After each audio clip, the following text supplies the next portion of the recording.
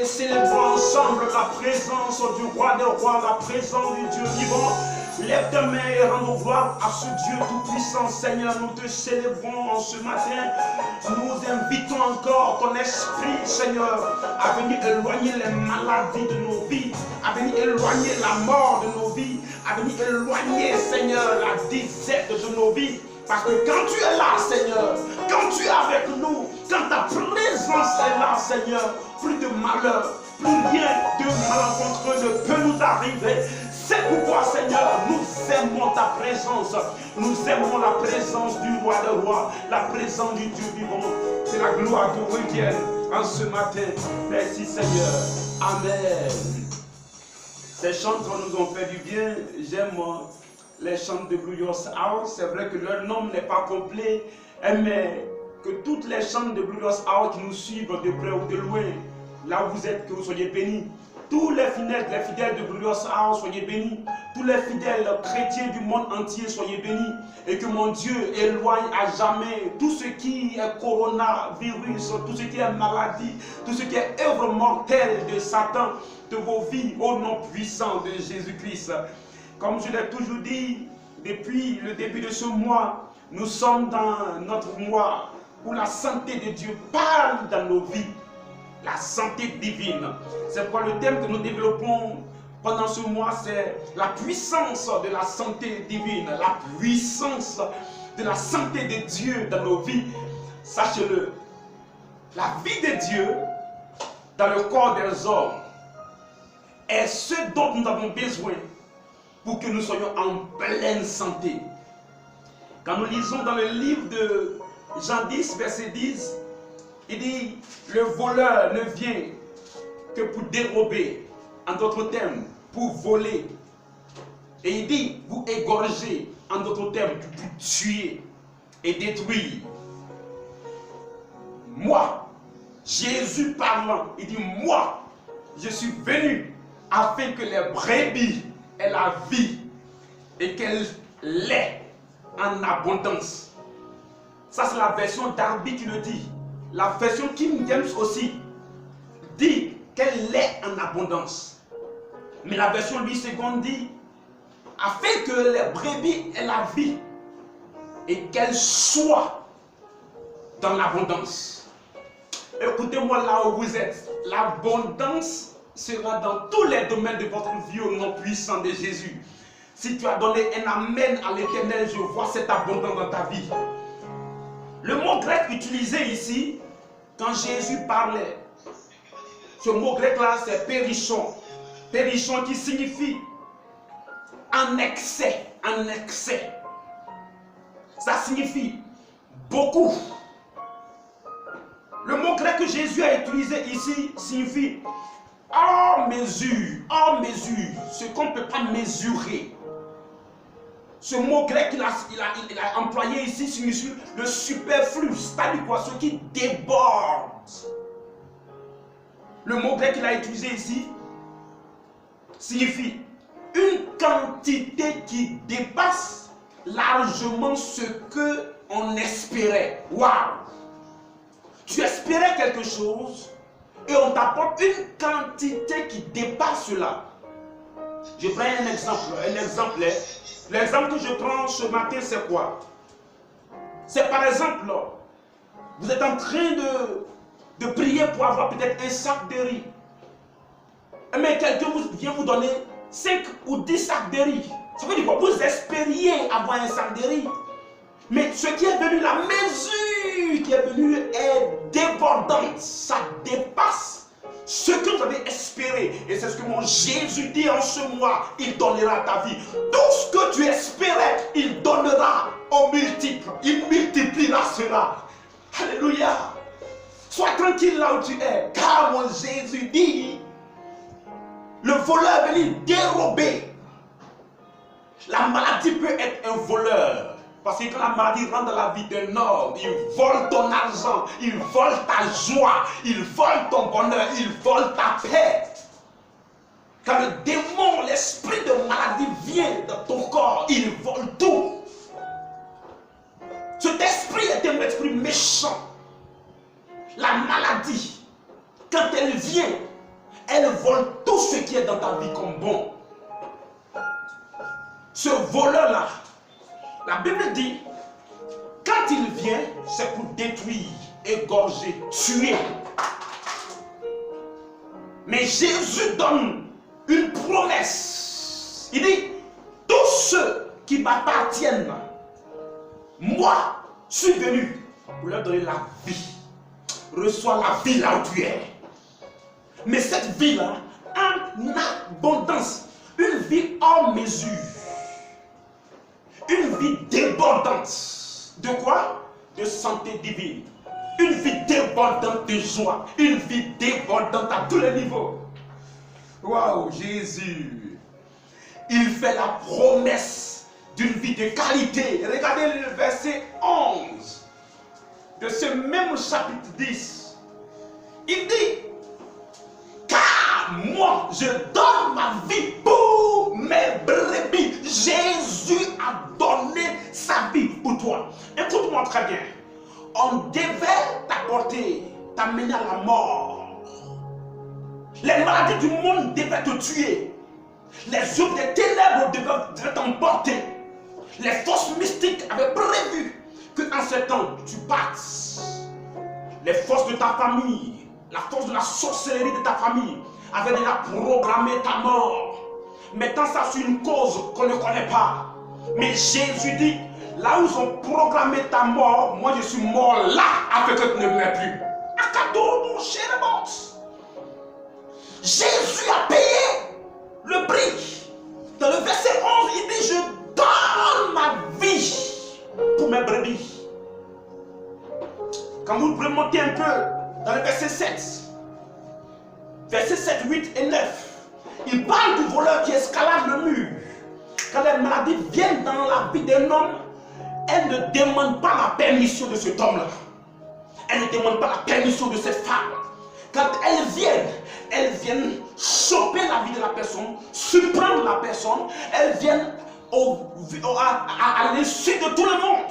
Elles rentrent dans ta vie. Tu ne sais pas comment c'est passé.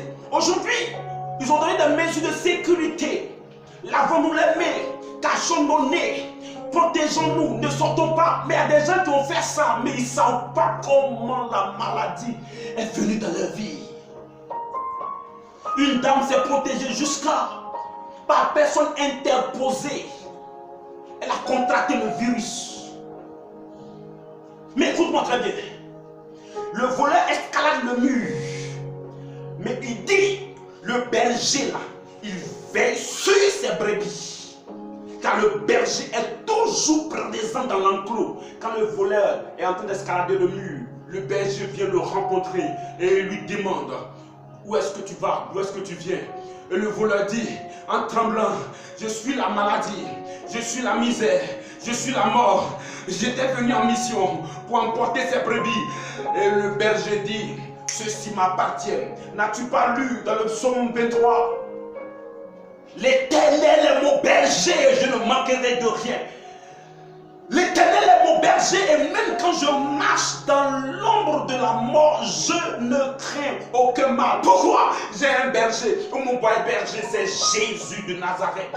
Ton berger est Jésus. Ne crains rien là où tu es. Ne crains rien là où tu es. Ne crains rien là où tu es. Car ton Rédempteur est vivant. Ton berger est puissant pour te défendre contre la mort. En ce mois, je proclame la pleine santé, la santé divine, car Jésus a transporté nos maladies à la croix. Il a transporté la mort à la croix. Il a transporté tout ce qui était force ténébreuse qui pouvait nous embrouiller à la croix. Pour que toi, tu accomplisses le nombre de tes jours. Écoutez, quand Jésus parle de la vie abondante, qu'est-ce qu'il veut dire par là? La vie abondante, laissez-moi vous dire que ça va au-delà de l'argent. Ça va au-delà d'avoir des voitures. Ça va au-delà d'avoir des maisons. Ça va au-delà de cela. Sinon, les gens qui ont beaucoup d'argent seraient heureux. Les gens ont de l'argent, mais ils ne sont pas heureux parce que la vie abondante va au-delà de tout cela. Quand Jésus te dit que je te donnerai la vie en abondance, qu'est-ce qu'il te promet? Il est en train de dire, Pendant que tout le monde pleure, parce qu'il y a des fléaux qui tuent les hommes, pendant que tout le monde est effrayé, la vie abondante de Dieu nous donne la paix au milieu de tout ce qui est mort à gauche et à droite. Pendant que les gens sont en train d'avoir peur et de dire tout va mal, ceux qui ont la vie abondante de Dieu disent tout va bien, car Jésus est avec moi. Il a déjà cloué la mort à la croix et j'accomplirai le nombre de mes jours.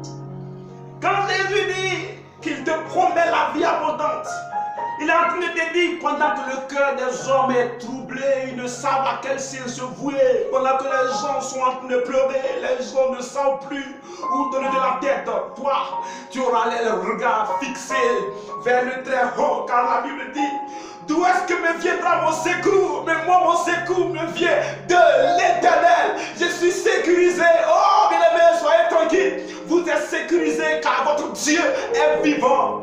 Bien-aimés, personne ne peut le détrôner. Personne ne peut l'enlever de son trône. Et si personne ne peut l'enlever de ton trône, écoute-moi, tout ce qu'il a programmé concernant ta vie s'accomplira exactement.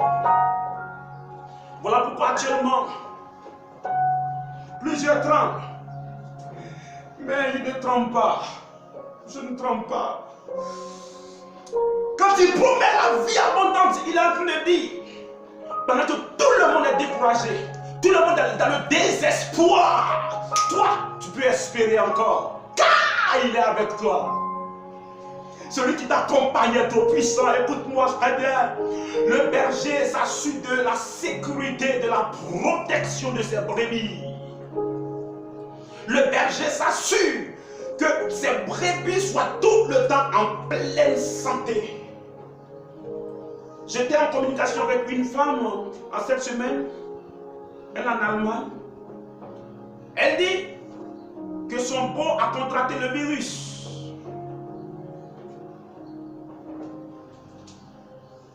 Et les médecins ont dit clairement à la famille, il est over. C'est fini. On ne peut plus rien faire pour lui. Venez le prendre et qu'il aille mourir à la maison. Et pendant que les gens disaient qu'il n'y a plus espoir, la femme a crié, celui que j'adore s'appelle Jéhovah, le Dieu vivant. Jésus de Nazareth est son nom. Je n'accepte pas cette réponse. Je refuse que mon beau-frère meure. Il vivra. Elle dit, elle s'est mise à genoux devant les médecins qui la voyaient comme une folle. Il a commencé à dire, this woman must be mad. Cette femme doit être malade. On lui dit que le cas de son frère là, c'est fini. Le Covid-19 l'a déjà emporté. Mais elle dit quoi? Qu'il y a un Dieu qui peut venir le guérir. Et pendant que les gens parlaient, elle ne les entendait pas. Parce qu'elle était en train d'entendre ce que Dieu était en train de dire pour son frère. Bien-aimé, ce matin, est-ce que tu entends ce que Dieu dit concernant ta vie? N'écoute pas ce que les hommes disent, écoute ce que Dieu dit, car moi j'entends la voix de Dieu actuellement. Il me dit qu'il ajoute encore plus de 50 ans à ta vie. Il dit qu'il ajoute encore plus de 70 ans à ta vie. Il dit tu vivras longtemps et tu accompliras toutes les œuvres qu'il a prévues que tu accomplisses sur cette terre des hommes. Elle a prié jusqu'à un moment. Les médecins ont dit, bon ok, comme elle dit que son Dieu peut ramener celui qui est déjà mort, qui ne respire plus. Allons voir le cas. Donc il rentre encore en chambre pour aller voir. Le monsieur a repris vie. Il a commencé à respirer. Les médecins sont sortis. Ils disent, on n'a jamais vu un tel cas. Depuis que ce fléau a commencé et que les gens meurent dans cet hôpital, on n'a pas encore vu quelqu'un qui a atteint cette dimension de la difficulté de respirer, mais qui est revenu. Ses poumons ne fonctionnaient plus, il ne respirait plus, mais on ne comprend pas. Votre frère a commencé à reprendre vie. Écoutez-moi là où vous êtes en vie parce que Jésus vit. Jesus is alive. You will not die before your time. Jésus est en vie. Tu ne mourras pas avant ton temps. Si tu as dit Amen, tu reçois ton miracle ce matin. La vie abondante que Jésus a déclaré, a promis, a commencé le jour où tu as donné ta vie à Jésus. même jour où je donne ma vie à Jésus, la vie abondante coule à moi. Marion Shewenegets, ça commence à couler en moi. Le même jour où je donne ma vie à Jésus. C'est une vie céleste, une vie divine. On appelle cela la vie Zoé de Dieu. La vie Zoé. Zoé veut dire une vie divine. Donc, en d'autres termes, si je veux reprendre le verset, il dit, moi, je suis venu afin que les brebis aient Zoé. Zoé, ça veut dire quoi? Que les brebis aient la vie divine. Et qu'elle ait cette vie, ce Zoé-là en abondance. Qu'elle ait la vie divine en abondance. Du coup, tu n'es plus contrôlé par les événements terrestres, mais tu es conduit par les événements célestes. Dis Amen. Amen, le bruit des garçons. Voilà pourquoi actuellement, mon bien-aimé, je ne crains rien. Quand vous acceptez Jésus, une nouvelle vie commence en vous. Et mes bruit des garçons, sombrados. Écoutez-moi très bien. Un grand homme, peut-être un président, quand il s'en va et qu'il prend un enfant dans les rues, que cet enfant dit à ce président-là, je t'accepte comme mon père. Est-ce que la vie de cet enfant ne change pas immédiatement? L'enfant n'est plus exposé au virus de la rue. L'enfant n'est plus exposé aux maladies qui touchent les jeunes de la rue. L'enfant n'est plus exposé à tout ce qui tue les gens dans les rues. Pourquoi? Son père adoptif, le nouveau père, a changé totalement la vie de cet enfant. C'est ce qui est arrivé pour toi et pour moi. Nous étions dans les rues, la Bible dit, nous étions errants, nous n'avions pas de père, nous n'avions pas de parents. Nous étions livrés à la mort. Mais il y a un homme qui est parti à la croix, a donné sa vie et il dit, tous ceux qui m'accepteront, la vie de Dieu coulera en eux. Écoute-moi très bien, quand tu as été racheté par un grand homme, tu ne vis plus dans l'ancienne maison, mais tu vis dans la nouvelle maison de cet homme-là. Et tout ce qui est à cet homme est à toi. Écoute-moi très bien, tu as accepté Jésus, tu as accepté de marcher avec Dieu. Tu ne vis plus dans ce monde. Tu n'es plus de ce monde. C'est vrai que tu es dans ce monde, mais tu n'es plus de ce monde. Tu vis dans une vie surnaturelle, une vie divine. La santé est la chose la plus importante dans la vie des hommes. Tu peux tout avoir. Actuellement, où je suis en train de vous parler, les milliardaires ont peur. Des gens qui ont plusieurs voitures ont peur. Des gens qui ont plusieurs maisons ont peur. Mais ceux qui sont en sécurité, ceux qui ne tremblent pas, sont ceux qui sont en Christ. Voilà pourquoi je t'invite à prendre ce Christ au sérieux. Ne vis pas ta vie juste pour la vivre. Ne vis pas ta vie chrétienne juste comme ça. Prends la peine de marcher avec Christ comme un Dieu vivant, parce qu'il est vivant. My God is alive. Mon Dieu est vivant. Ce Dieu qui communique à nos vies l'esprit céleste. Il nous a communiqué un virus spirituel qui est un antivirus pour tout virus de ce monde. Et quand l'Esprit de Dieu, comme un virus, rentre en toi, tout autre virus qui veut rentrer dans ton corps, il regarde et puis il dit, cette maison est déjà occupée. Écoutez-moi très bien, Dieu a occupé votre maison. Et s'il a occupé votre maison, aucun étranger n'a le droit de venir occuper votre vie, occuper votre maison. Parce que la Bible dit, notre corps est le temple du Saint-Esprit. Your body is the temple of the Spirit. Ton corps est le temple du Saint-Esprit. Et lui, il a mis fin à toutes les œuvres de la mort, à toutes les œuvres ténébreuses, toutes les œuvres terrestres. Il a mis fin à toutes ces œuvres dans ta vie. Le jour où tu as dit oui à Jésus. Dis Amen là où tu es. Comment jouir de cette santé divine? Comment jouir de cette vie abondante? Comment jouir de cette vie Zoé? La première des choses, demeurer dans la présence de Dieu. Demeurer. dans la présence de Dieu. Dwell in the presence of the Lord. Never move out of the presence of the Lord. Ne quittez pas la présence de Dieu. La Bible dit quoi? Il y a eu des plaies qui ont frappé l'Égypte. Dans le livre d'Exode 8, Exode 9, Exode 10, la Bible dit quoi? Le peuple d'Égypte était en consternation, en train de pleurer. Ce peuple a pleuré amèrement. Ce peuple était en souffrance. Oh, nous mourrons.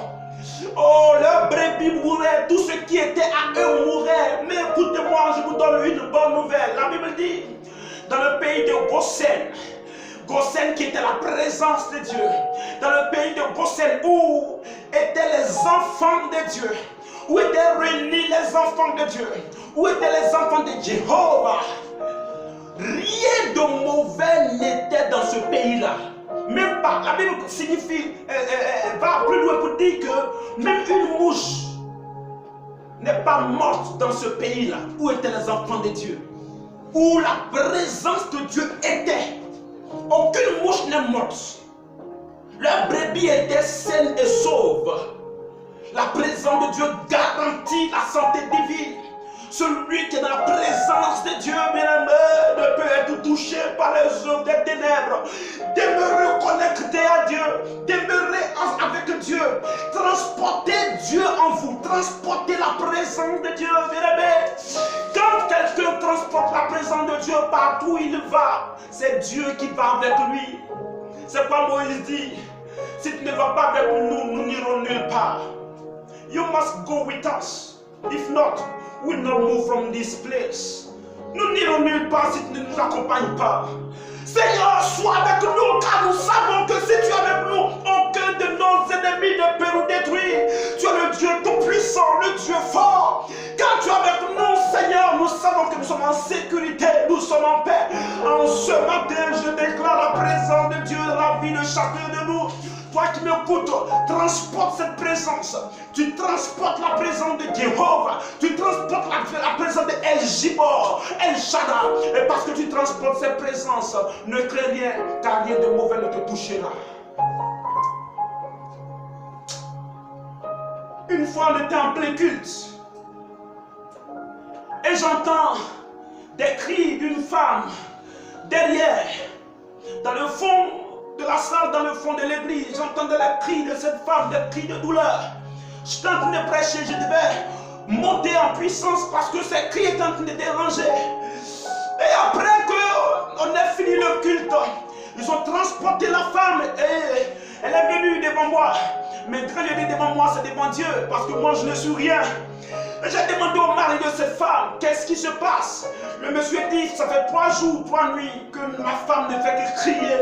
Nous sommes partis au CHU de Cocody.